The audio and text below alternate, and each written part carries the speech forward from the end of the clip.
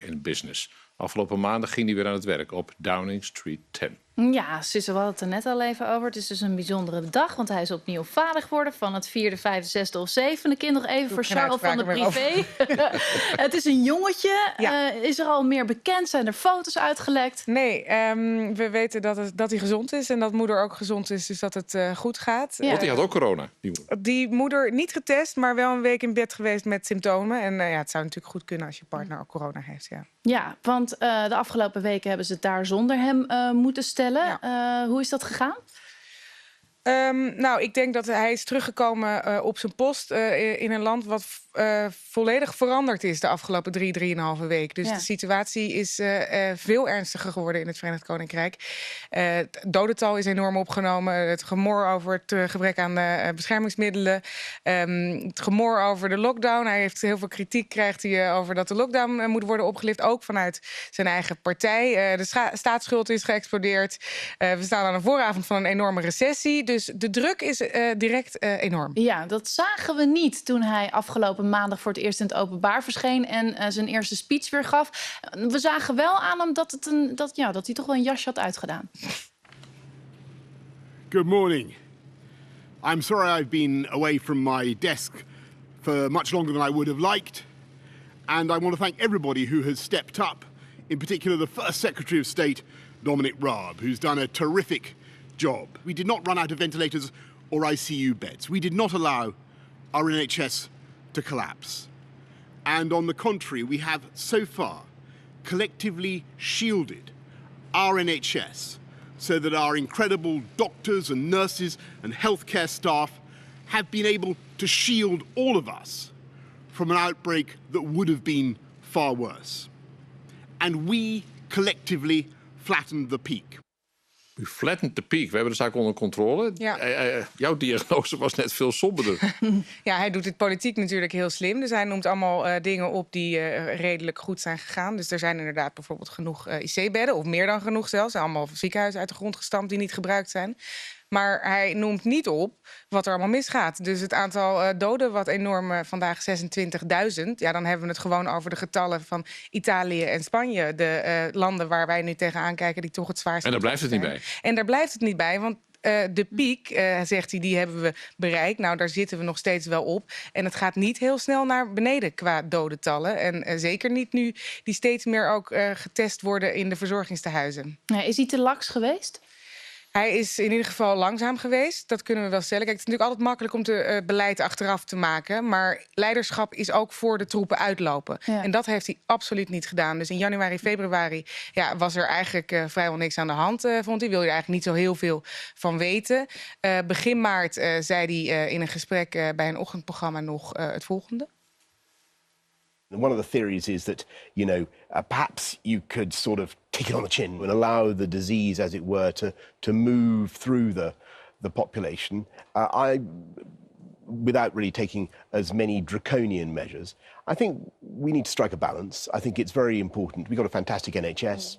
We'll give them all the support that they need. We'll make sure that they have all the preparations, all the kit that they need for us to get through it. Ja, hij heeft wel een paar draaien gemaakt, hè? Ja, kijk, vooral het eerste wat hij hier zegt, in het begin, dan zegt hij, eigenlijk moeten we het gewoon even op ons af laten komen. En dan moet het virus zich een beetje verspreiden. Dat gaat gewoon, groepsimmuniteit, waar veel over gesproken is, ook in Nederland. Dat was ook het officiële standpunt in het begin van zijn adviseurs.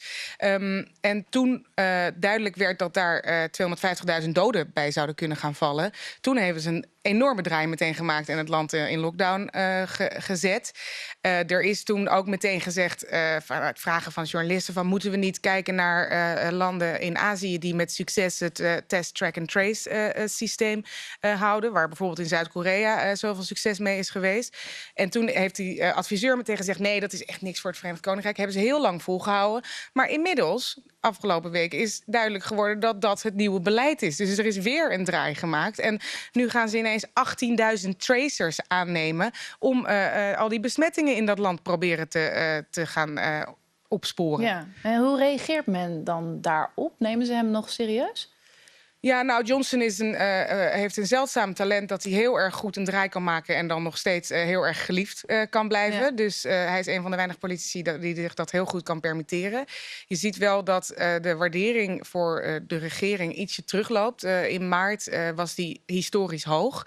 Je ziet wel dat eigenlijk hoe langer dit duurt en naarmate ook het dodental en de ernstige verhalen uit de verzorgingstehuizen en dergelijke meer in de openbaarheid komen, dat wat lager wordt. Maar nog steeds, dat moet ik erbij zeggen, hoge waarderingscijfers. En dat zie je natuurlijk altijd in de crisis. Hoe reageert bijvoorbeeld de Britse pers? Altijd smaakmaker in het politieke debat bij jullie. De voor- en tegenstanders van hem. Hoe reageren die?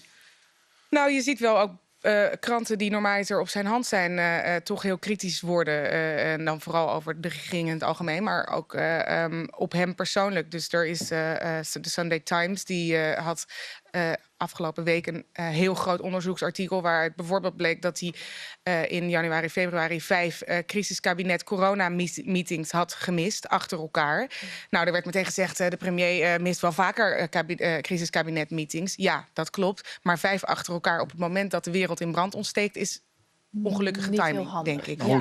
Hoe kijkt hij dan aan tegen het doorgaan van voetbal? Want dat is maatschappelijk bijna niet verantwoord om als je dit hoort en deze cijfers... Ja, dat is dus interessant. Er wordt in het Verenigd Koninkrijk door de regerings eigenlijk meegedaan aan de gesprekken. Dus die willen ook wel meedoen aan het weer opstarten van die competitie. Want ze hebben ook het idee dat dat weer een moral boost is. Dus mensen ook weer een beetje plezier geeft en uitzicht geeft. Ja. Maar het houdt ook in dat je bijvoorbeeld heel erg veel moet gaan testen. Die spelers moeten constant getest worden om te kijken of er niemand met corona zit. Dat kan je natuurlijk totaal niet uitleggen op het moment dat er veel te weinig testen zijn voor de zorgmedewerkers. Ja. Hoe luister je? Ja. Tegelijkertijd, hoe luister jij naar? Dat precies. Ja. Weet je, ik bedoel, ik kan me ook niet aan de indruk onttrekken dat het natuurlijk de Premier League, daar gaat gewoon echt over heel veel geld. Er wordt natuurlijk wereldwijd naar gekeken. Er is ontzettend veel aan verdiend dat hier toch de boventoon voert. Maar vooral dat inderdaad. Dan zou je dus al die testcapaciteit, een groot deel van die testcapaciteit aan voetballers moeten gaan geven. Dat is totaal niet uit te leggen wat mij betreft. Nee. We hebben een keer een hele verontwaardigde discussie gehad hier in Nederland. Met een griepvirus hadden de voetballers die kregen een griepspuit, terwijl te weinig griepspuiten waren. AZ was dat ook een van die clubs. Ik was toen werkzaam bij AZ.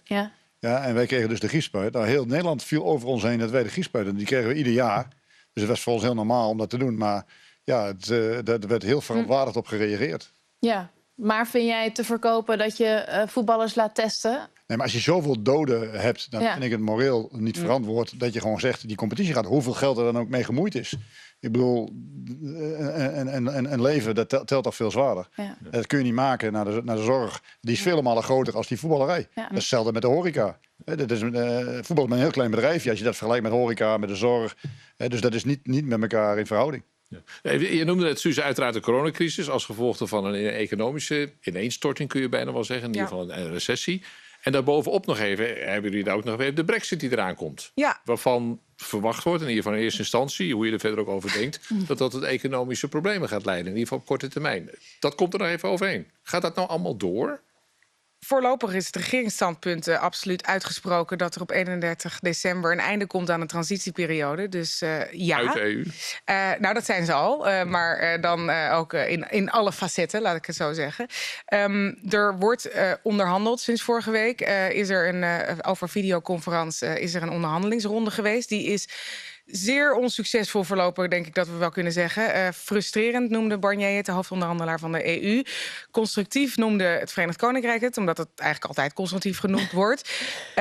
Er zijn nog een aantal onderhandelingsrondes staan op stapel. 11 mei gaan ze weer praten. Maar ik zie het gewoon helemaal niet gebeuren. Want voor 1 juli moet er uitzicht zijn op een deal. Want dan moet er uitstel van die transitieperiode worden aangevraagd. En heel veel MKB'ers zeggen volgens mij daar ook, hè, van doe het ons alsjeblieft niet aan. Als je een bedrijf hebt in het Verenigd Koninkrijk wat nu al ontzettend onder water staat door die coronacrisis en dan ben je afhankelijk van in- of export, dan zeg je alsjeblieft, dit kan ik er niet nog bij hebben als we op 31 december zonder deal dus eruit klappen. Wordt vervolgd. Dank je wel. Toen Epke Zonderland in 2012 als eerste Nederlandse turner